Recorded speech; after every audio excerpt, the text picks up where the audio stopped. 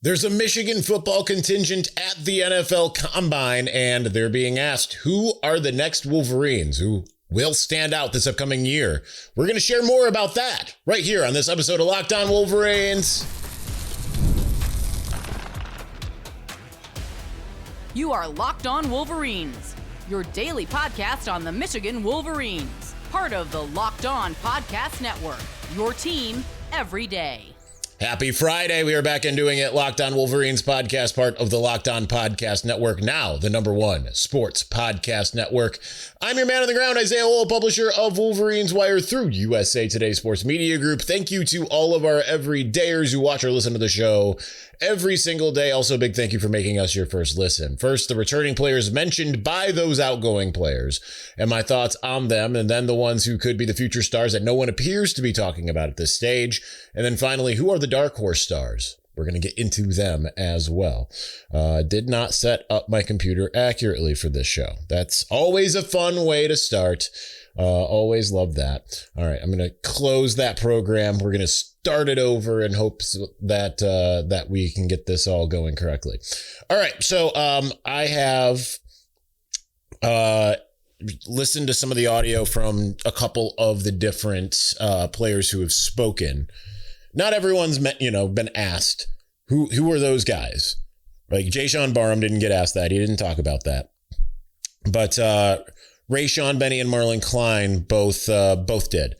And Rayshawn Benny had two people he said are going to stand out. He said Bryce Underwood, and he said, I was going to say Andrew Marsh, but I mean, Bryce and then Andrew Marsh, incredible. Now, that in and of itself is notable because he's on the defensive side of the ball. You would think like just the defensive brotherhood, essentially, that happens there. You would anticipate that you're going to hear him say like, oh, who's going to stand out this next year? Oh, man, it's going to be Trey Pierce. It's going to be, Nate Marshall. It's going to be, start naming guys who are closer to the people he's in the room with more often. But no, he said Bryce Underwood and Andrew Marsh. So I think that in and of itself is interesting. But Marlon Klein named the same two, and he also named 4 more. So we're going to go through all of them, and I'm going to share my thoughts on all of them here.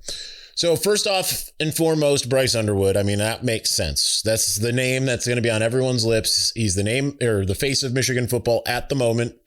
That is to be expected. Michigan will go as far as Bryce Underwood will essentially take them, regardless of the vision of Kyle Whittingham and the coordinators of having a physical football team. Now, obviously, you need other things working in conjunction with Bryce, right? Like the run game. You do need the offensive line to obviously step up.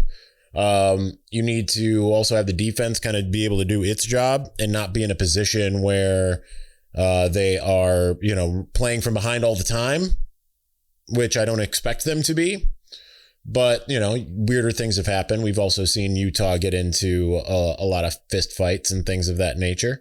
So, it wouldn't surprise. Now, JJ Buchanan had a really good video out, I think today, maybe it was yesterday, talking about what he wants to hear about Bryce Underwood. And a lot of it had to do with just centered around the idea of the coaching he's taking that step forward. And as like he said, like at most last year, we only saw 75% of the Bryce Underwood experience. I think that's pretty accurate. Actually, I think it's probably a little too high because often the Sharon Moore experience dictated that we are going to look more like the Jim Harbaugh experience, which dictated that you weren't going to see as much of the quarterback play. And at times he couldn't do it. I think, that was one of the things Steve Dasaw often said to me. He's like, there were games like the Michigan State game or the Purdue game where, in essence, they were asking him to do it and he just couldn't do it. Okay, that's fair. But I also don't think that they did him any favors either. And they certainly didn't coach him up. Like we've been saying for the last 2 weeks, at what point did you look at Bryce Underwood early season and end of season and say, this is where he really got better? You can't. There's no part that you can look at and say like, yep, you can definitely see where he improved from week 1 to week 12. Didn't happen that way. So he's number 1. Number 2, Andrew Marsh, mentioned by both players. I think that he's interesting because he statistically, I don't know how much he fell off. I'm just kind of going off of watching TV replays and things of that nature. But it's kind of difficult to do this type of statistician work on your own. But I know that he was leading the Big Ten in the latter half of the season last year. Maybe the best receiver in the latter half, but didn't have a single target from against Ohio State. That's a problem, right? Just last year in general, in terms of where he stood, he ended up being 16th in the conference in receiving yards with 651. So there's that. In the month of October, he was 7th in the country, 20 catches for 321. That was kind of when he started on. And then, so clearly it probably wasn't the highest, but in November, he ended up being 4th. So with 290 yards. So that in and of itself is already very good. Going in by a conference, he was 5th. He was 5th in the conference, 41 catches for 611 yards. So that already is solid. That's 5th in terms of yards per game. If you actually do it per yards instead of that, he's still 5th. Yeah, he's behind Jeremiah Smith and Carnell Tate, both of whom did really well against Michigan in particular. Behind Mekhi Lemon, behind KJ Duff at Rutgers, who's number 1. But I mean, that for a first year player, he's by far like Desmond. I can't see that far. Desmond Roebuck from Washington was the closest in conference play with as a freshman, and he was 18th. So but he was ahead of Elijah Surratt. He was ahead of Omar Cooper. He was ahead of Jacoby Lane. He was ahead of Denzel Boston. He's ahead of Nick Marsh in conference play. So that in and of itself is huge. I feel like the show's getting away from me. We don't have much time, and I'm still on number 2. But I think it'll be interesting to see what Andrew Marsh is able to do in year 2. We always say on this show, you make the biggest jump from year 1 to year 2, and that is especially true of receivers. So it'll be interesting to see what he does. All right, so let's get to the others that were mentioned by Marlon Klein. You mentioned 2 in the tight ends room, so that tracks to what I said I expected from Rayshawn Benny, but Hogan Hansen gets a mention. I think we forget about Hogan Hansen, who was expected to go into last year as being the biggest beneficiary, arguably the biggest beneficiary of the Chip Lindsey offense, but his injury precluded him from really seeing any time. And he's kind of when I read his name in the transcript, I'm like, who's that? I'm like, I was like confused because it's just, I forget that he was even on the team. So if he just bounds back into form, I mean, he's probably tight end number 1. I mean, there's others. There's Zach Marshall and Deacon Tonielli, and weirdly didn't put them on my list because I think we already kind of see that they're coming up, but there's them. But Jalen Hoffman was the other one he mentioned, and we saw that his capability in the spring game with that final play, the touchdown from Bryce Underwood to him. And now that fullback isn't necessarily a thing, I'll just be interested to see. We saw a bit of him this last year. He mentions Andrew Sprague. As he says the O-line as a whole, but he mentions Andrew Sprague. Not the one I would have picked. Jake Guarnero's who I would have picked. I probably would have gone Jake Guarnero, Blake Frazier, then Andrew Sprague. But still, like, I think that's an entire group that can just really suddenly become stars across college football. And they really need those guys to do exactly that. Right? Like, and Trevor Keegan and Zach Zinter were fine when they started playing in 2020, but they really came up the next year. So it'll be interesting to see with Jim Harding's coaching and all of that, what that ends up looking like. And then finally, Jordan Marshall, who already is kind of a star, but now will really get the time on task as the number 1 guy right out the gates. So it's going to be exciting to see what he does.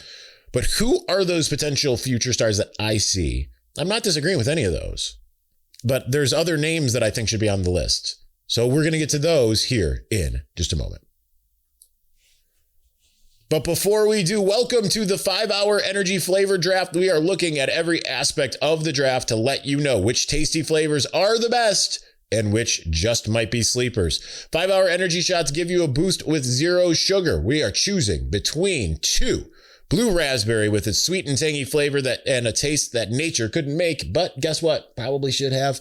As well as fruity rainbow with its sweet layered fruit notes in every sip. I'm picking blue raspberry as my number one overall pick, but fruity rainbow is right behind it. But don't look now. Confetti craze is right up there and could absolutely be a sleeper pick.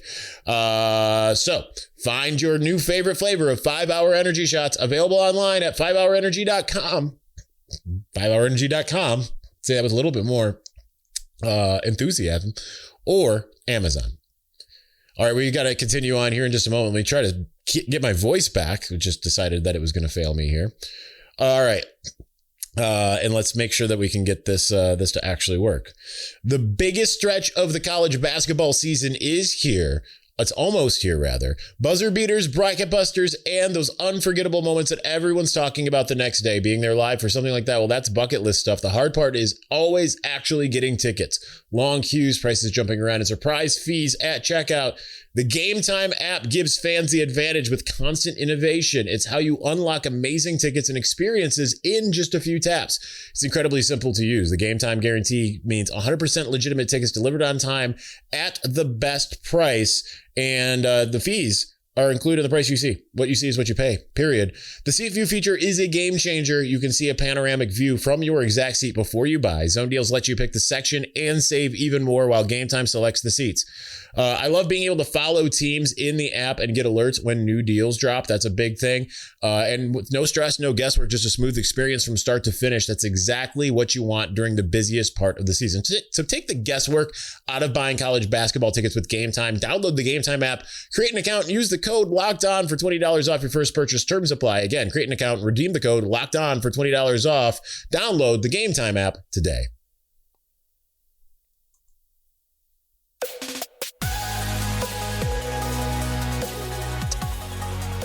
All right, thank you for making Locked On Wolverines your first listen. Very much appreciated. You got to dig in deeper. You got to do more. Yeah, that's a challenge, and I'm issuing you that challenge.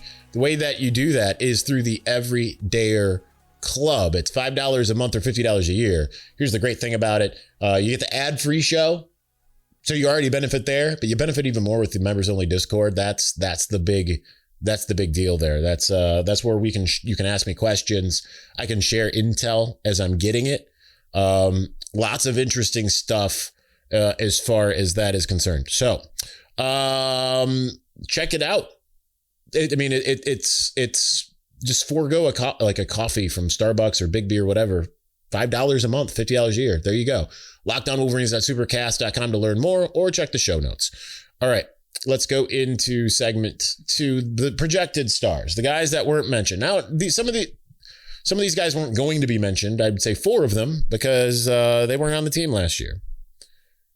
Which kind of I say this as well. It's kind of sad to see the awards came out today. For whatever reason, the 2025 awards. Normally we get those in December. Didn't happen that way. Maybe the Sharon Moore overshadowing it. I don't know. But then to see Scout Team Player of the Year type things, or Special Teams Player of the Year, Elijah Dotson, Defensive Rookie of the Year, Jaden Sanders. And it's like, oh man, these guys are gone. Disappointing, especially to see it now. Comeback Player of the Year, something like that. I don't remember what it was. Cole Sullivan won one. Lots of guys who are gone. On top of the guys that are gone because of the NFL, Max Bredesen, and he won 3 awards. Anyway, I'm digressing. I'm just talking, tangenting. When I don't have time to tangent, we've got stuff to do. It's my Negan voice. It's got places to be. Love Jeffrey Dean Morgan. All right. Projected stars. I'm going to start off with 4 in newcomers, and then we'll get to the 3 extant players here. The one that I think is most likely to be a future star this year is JJ Buchanan. Utah transfer, first year, had 500 plus yards, started as a tight end, became a wide receiver, yada, yada, yada. We've talked about him quite a bit. I just think that he is going to end up being maybe not the focal point, but end up being close, because I think Andrew Marsh is going to be so good that people are going to really try to take him away. And that's just going to open up opportunities for JJ Buchanan.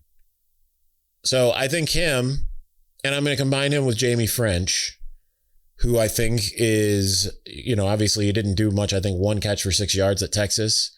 but a former 5-star guy, highly thought of. I mean, just it's amazing how different the Michigan wide receiver room feels right now.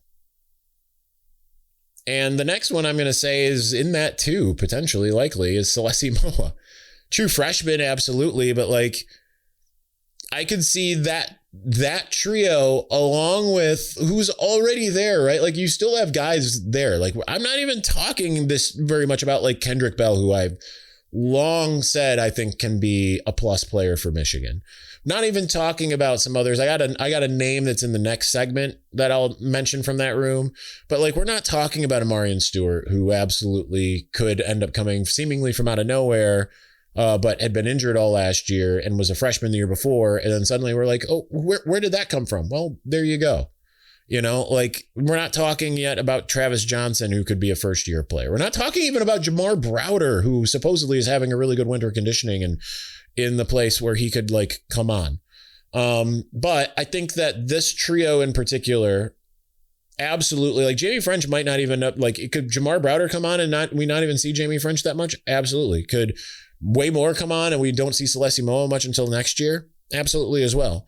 But I'm going to project that everything's going to work together and you're going to end up seeing those guys and they're going to it's going to end up feeling kind of like what it feels like when you go up against Ohio State. Maybe not to the same degree, right? Like it has been a different deal in Columbus for a while, right? Like where it's like, oh man, you got to stop Marvin Harrison and Emeka Egbuka and like a, freshman Jeremiah Smith, or whatever. I think Jeremiah Smith was the next year. Or oh man, they got to stop Chris Olave and Garrett Wilson. And like, it's not quite that caliber necessarily, but it could be close. Kind of feels more of like the, 2018 when they started making the transition to becoming more of a passing offense. And you're like, it was kind of like, okay, KJ Hill and a bunch of players whose names I can't remember right now. It could be more like that or kind of a combination of them. So I'm excited to see what they do with this receivers room. The other one who is just arrived on campus is obvious. It's Savion Hiter. Like, if there's going to be a running back that becomes a phenom in year one, he's not going to make you forget about Jordan Marshall, but he absolutely could end up supplanting Bryson Cosdall and having more games than Donovan Edwards did that looked like that Maryland game. Could be used in the pass game. Could end up having those kind of Justice Haynes style breakout long runs, kind of looking more like Blake Corum year 2, that type of thing. I don't think he'll supplant or usurp Robert Baratheon style Jordan Marshall, but I think like he absolutely could end up being a guy that you're looking at and saying like that's a start. Now, so I say that. What are we talking about here? I just named 4 offensive players. In the last one, we named 6 offensive players. And you could we're adding more to the list. Like I named more than that, right? Like when we were talking about the offensive line. So that's pretty incredible. So let's go to the defensive side. I've got 3 returning defensive players that I think absolutely could be future stars. Let's start with, and I'm not even mentioning Smith Snowden here, but Nathaniel Owusu-Boateng. Because like I keep saying, the number 1 tackler for JL that each of the last years has been a sophomore linebacker. Here's the thing that you should probably know about me, and I've kind of learned in some conversations with ChatGPT. I am really good at pattern recognition. That's kind of how I judge everything in general. So if you want to know, like, why do I get the thoughts that I get in general? How do I evaluate things? How do I analyze things? Generally, it's through pattern recognition. I'm observant, I notice things, and I put them into patterns in my brain and figure them out from there. So when I say Nathaniel Owusu-Boateng has that opportunity, it's a mixture of I've seen what he looks like on the field, and that's the preparation meets the opportunity, which is Jay Hill, and who ends up tending to be his top tackler. I think that he could be absolutely phenomenal. Shamari Earls, cornerback, I think is... Again, he had been apparently, according to Sam Webb, dealing with some injuries last year that we didn't know about. Didn't have a lot of time on task. Is certainly been positioned as the heir apparent to Will Johnson. Has the same type of body type. Just kind of has to get time on task and all of that. So now, going through an entire season, conditioning cycles, camps, all of that stuff, I would not be surprised to see Shamari Earls kind of suddenly Like, they could have the luxury of moving around Zeke Berry, having Jair Hill and Shamari Earls be your boundary guys. And I could see him really coming on strong at some point this year. Finally, I'm going to go with Nate Marshall, edge rusher, entering his second year. We saw some glimpses last year in year one. You usually don't see that from freshman edge rushers. I just think that year two, you're going to end up hearing this guy. And I think it's going to be one of those things that people are just kind of sleeping on him at the moment. And I think once we get to down the road, people are going to be like, oh, how do we forget about him? He was a 5-star according to the old rivals before they switched over to On3. Yeah, he's pretty darn good. So those are my projected stars. But there are some who absolutely should be considered that maybe aren't being talked about as much. So let's get to them. We're going to do that here in just a moment. But before we do, Coast Pay is giving Locked On College listeners up to $2,000 credit for your business when you get started today. If you manage a crew, construction, HVAC, landscaping, any operation with trucks on the road, you already know how messy gas and material spending can get. Cards get shared, receipts disappear, and month end turns into a headache. CoastPay fixes all of that. CoastPay is the modern fuel card and expense management tool built specifically for fleets. Fuel, management, materials, all on one card with real control and instant visibility. Every transaction shows up the moment it happens. No surprises. If someone fuels up at an odd time or tries to buy something outside their limit, you're going to know about it instantly. Real-time alerts so you always know who's spending what and where. Automatic receipt capture that makes month-end simple. Fraud protection with employee check-ins by text. No shared PINs. Works anywhere Visa is accepted. No detours to specific stations. It's built for operators who don't have time to chase paperwork. And unlike old fuel cards, there are no contracts or commitments, just smarter expense control. Right now, CoastPay is offering our listeners up to $2,000 credit when you get started at coastpay.com/lockedoncollege. Go to coastpay.com/lockedoncollege to see how you can earn up to $2,000 credit. Terms apply. The Coast Visa Commercial Credit Card is issued by Celtic Bank. All card accounts are subject to credit approval.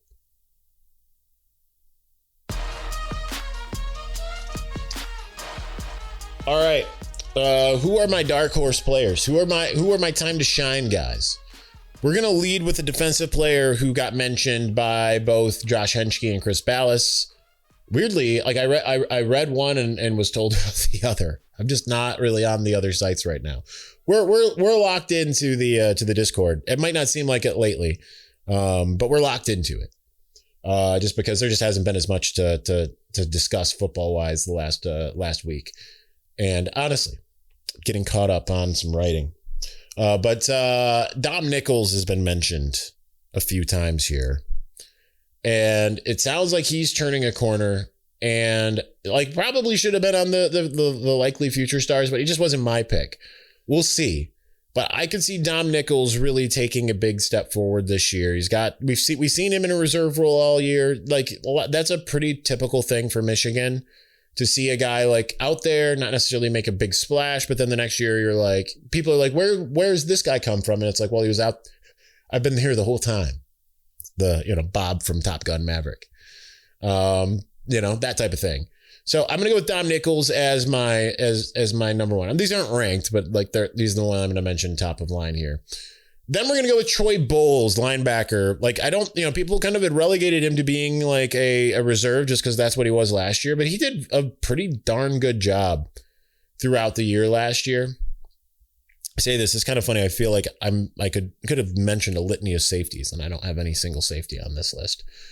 But Troy Bowles, I think, he was a highly touted recruit, came from Georgia. And yeah, he was a reserve guy last year because he was behind Ernest Hausman and Jayshon Barham, and eventually, Jimmy Rolder and Cole Sullivan picked their game up. But Bowles entering his first year in Ann Arbor still ended up being a pivotal reserve guy. Those other guys just had more time on task in the system and all of those types of things that just kind of put you ahead of it. And Troy Bowles was injured for all of spring. So I just remember discussing with Wink, Troy was walking by us when I was having a conversation with him, and he was like, that guy's going to be really good. So I just think that that could be, this could be the moment. Lugard Pai, edge rusher, highly rated 4-star. We've seen him just kind of finally get in a little bit this last year. Not much to write home about there. I think this is where like a guy who is really big, really long, kind of has a lot of the similar physical traits as Carter Meadows, maybe not as twitchy as Carter Meadows by any stretch. So don't think that I'm saying that, but like, got the same type of length and everything. I think like entering year 3, this could be one of those moments where it's like fresh eyes are really going to help, right? Having Lewis Powell there in the room, I think that that's going to play a big difference. I think that's going to be a lot that can, that can help him come along. And he was already starting to kind of crack the depth chart. So it was starting to figure it out.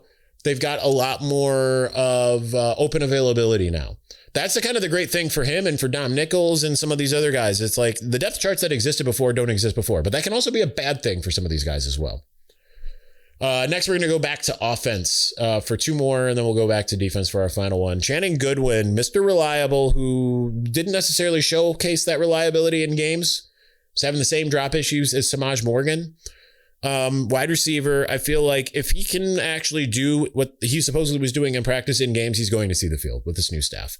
It just kind of like screams like the type of guy that would like thrive under a Kyle Whittingham coach team, right? Like, yeah, he's reliable. He's not flashy. He just goes and gets the job done. Problem is he didn't do it last year and he lost his job to Andrew Marsh. So I think that if he can figure out like how to be more consistent, he absolutely could be in the running there. This next one isn't like one that I think is going to be like necessarily like a future star. I mean, none of these guys are necessarily. Like Nichols and Bowles, maybe more so. The rest are kind of like, do it. It's time to do it or don't. Man, kind of, conflating my own rubric here in order to just fit in some names. But Micah Kapana is in kind of an interesting spot because injured through most of last year, was considered to be the 3rd running back when healthy going into the season, wasn't healthy, got somewhat overshadowed by Bryson Cusdall in the spring game last year. And then ends up losing that spot to Bryson, but we finally kind of see him in the Maryland game. Now, he has that home run ability entering year 3 if he's healthy. Problem is he's got Jordan Marshall, Bryson Cusdall, maybe, probably Savion Hiter, and maybe even like if the safety thing doesn't work and Taylor Tatum moves back, maybe even him ahead of him, right? Like there's a lot of depth there. But so it's kind of like one of those things like, how do you respond to that? I'm not sure. Got the same coach, only a handful that have the same coaches last year, and Tony Alford. So it'll be interesting to see what Micah Kamana does. And then finally, we're going to end with David Pali. He is a little bit more on my projection list here because I do think that he is going to end up being a guy this year. They need the depth in the middle, right? They've got 3 guys for sure. Jonah Laea, Enoeta, Trey Pierce. And then you start to wonder, is it Manuel Beagle? Is it Pali? Is it Travis Moten? Right? Like there, could be Ted Hammond or Bobby Kinka. I mean, there's other names there that we just kind of haven't seen. But I think that with, again, having had some injury issues, Pali entering year 3, it's his time. I think that you're going to see a bit of him. Not as tall as some of the other guys, but certainly big. So I think that like he could be like rundown stuffer, or the guy that no one really wants to see out there if you're an opposing offense. All right, that's going to do it for us today and for the week. So anyway, thank you for finishing out February with us. We do appreciate that. We're moving on into March where there's going to be a lot happening. Spring ball, March Madness, Big Ten tournament, all of that stuff. Does Zuri finally catch a bunny? Maybe we get some of that on video. Include that in the podcast. Probably not. It's been almost 6 years with Zuri. She's yet to catch one. All right. I'll do it. Thanks for watching. Thanks for listening. Peace.